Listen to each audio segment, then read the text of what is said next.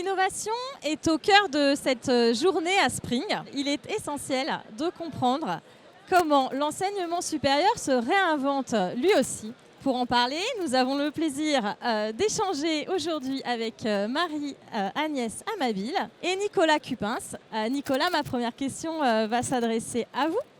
Si l'université est une institution bien connue, sa fondation, quant à elle, elle est un petit peu plus discrète. Alors, elle intervient pourtant pour soutenir des développements pour le spatial, par exemple, ou des études climatiques. Pouvez-vous nous en dire plus sur les axes de recherche qui sont valorisés aujourd'hui ? Nous accueillons plus de 20 000 étudiants au sein d'une offre de formation pluridisciplinaire avec une vraie recherche de pointe. On avait en total 37 structures de recherche. Et par ailleurs, nous sommes membres fondateurs de l'Université Paris-Saclay, qui est le 14e établissement au sein du classement international de Shanghai 2023. En ce qui concerne la fondation, nous avons fait le choix de restructurer notre stratégie de développement autour de 3 axes d'intervention principaux. Le premier, c'est le spatial. L'UVSQ est une agence spatiale à part entière, notamment grâce à un projet phare de développement d'une constellation de nanosatellites conçue afin d'observer la Terre et d'étudier le climat. Aujourd'hui, il y a déjà 2 nanosatellites qui ont été mis en orbite en 2021 et 2023. Un 3e nanosatellite qui s'appelle UVSQ-SatNG est en cours de conception au sein de l'Observatoire de Versailles-Saint-Quentin-en-Yvelines avec un lancement prévu en 2025. Le deuxième axe, c'est celui de l'Arctique et du climat. L'Arctique, ça a toujours été une thématique forte au sein de notre université. Elle mobilise aujourd'hui plus de 80 chercheurs et chercheuses au sein de différents laboratoires qui travaillent donc sur des problématiques en lien avec les territoires arctiques, la connaissance globale de ces espaces, également leur population et ses caractéristiques, mais aussi l'étude des effets du changement climatique, puisque l'Arctique est évidemment l'espace aujourd'hui qui est au cœur de tout l'impact du changement climatique et de ses effets. Par ailleurs, on a un héritage de longue date et qui se prolonge aujourd'hui avec Jean Mallory, qui était un très célèbre scientifique et pionnier de l'exploration arctique française. Enfin, comme la plupart des fondations d'établissements supérieurs, on a aussi un rôle de soutien à nos étudiants et étudiantes, garantir l'égalité des chances, valoriser leurs mérites. Ça peut être par l'attribution de bourses, de prix, d'aide à la mobilité internationale, puisque ça fait partie aussi des facteurs de réussite universitaire. Nous travaillons notamment sur la question de l'égalité femmes-hommes, avec la volonté de mettre en place des aides ciblées pour les étudiantes actuellement bachelières qui choisiraient de s'inscrire en licence de sciences au sein de notre université, donc principalement en maths, physique, chimie et informatique, qui sont des filières dans lesquelles les femmes restent encore aujourd'hui très sous-représentées. Alors, l'AFMAE forme chaque année des personnels navigants, des mécaniciens, que ce soit en formation initiale ou en formation continue. Alors, est-ce que vous pouvez nous dire où en est l'AFMAE dans son développement pour continuer à former des professionnels hautement qualifiés ? Aujourd'hui, on travaille avec plus d'une quarantaine d'industries et de compagnies aériennes qui nous accompagnent chaque jour dans l'évolution des besoins du marché et du secteur de l'aérien. Et c'est cette proximité qui va nous permettre d'adapter nos parcours de formation et de construire avec eux les formations de demain. On a des métiers qui n'évoluent pas à proprement parler, mais dont les connaissances vont évoluer et dont les pratiques vont évoluer.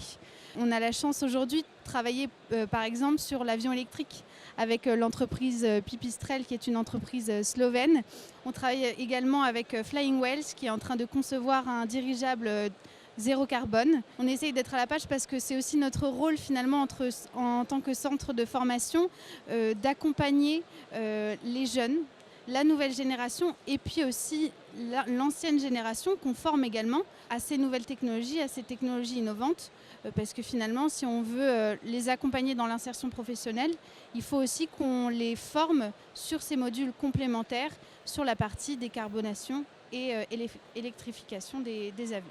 Vous êtes situé au sein de l'aérodrome, tout nouvellement rebaptisé Paris-Saclay-Versailles. Alors pour vous, quels sont les atouts de ce positionnement géographique ? On a décidé finalement de s'implanter déjà à proximité des aéroports.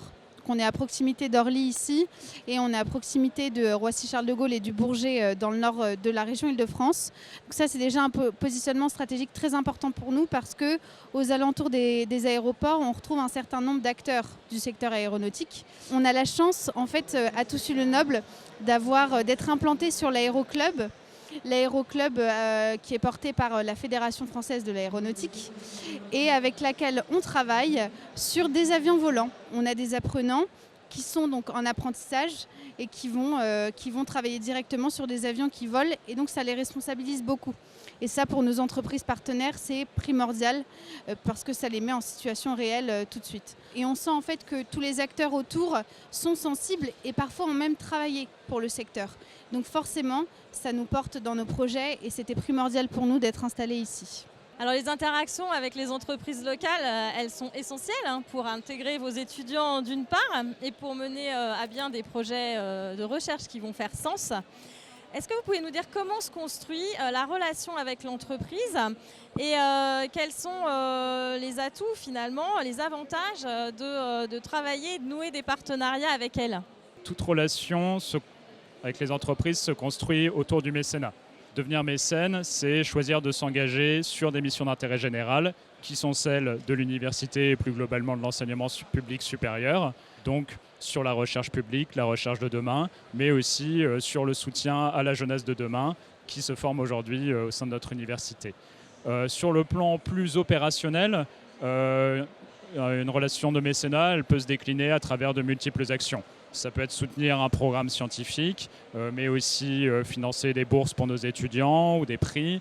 L'idée, c'est d'être dans une logique de co-construction avec toutes les entreprises qui souhaiteraient se rapprocher de l'université via sa fondation, en partant des besoins et des attentes du partenaire, et voir ensuite autour de quel projet on peut collaborer. Pour donner un exemple de collaboration parmi d'autres, sur le projet que j'évoquais juste avant, donc de bourse pour soutenir nos étudiants en filière scientifique. Ça peut être bien sûr faire un don qui donne droit à des fiscalisations pour permettre à des étudiantes qui en auraient besoin d'avoir cette aide complémentaire et de les accompagner dans leurs études. Mais ça peut être aussi, pour les entreprises qui le souhaiteraient, s'impliquer de manière plus importante au sein de l'université, par exemple en mobilisant des collaboratrices pour accompagner nos étudiantes en tant que marraines, leur partager leur expérience professionnelle, proposer des mises en relation.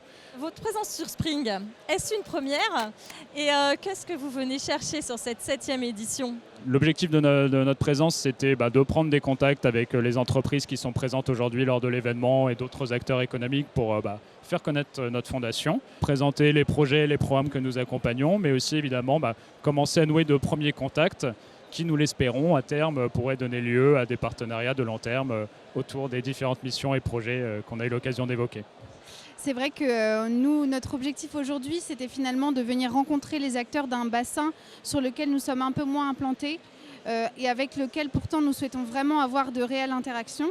Le bassin, ce pôle qui est en train de se créer est très important et nous on veut être acteurs et on veut montrer que notre rôle est important et qu'on a justement réellement un rôle à jouer dans ce pôle. Et quoi de mieux que de rencontrer les acteurs de l'innovation et de montrer que nous aussi nous en sommes un. Donc nous sommes ravis, merci beaucoup. Eh bien, nous étions ravis de vous recevoir tous les deux et un grand merci à vous de votre participation sur ce rendez-vous. Je vous souhaite un très bon salon et à très bientôt.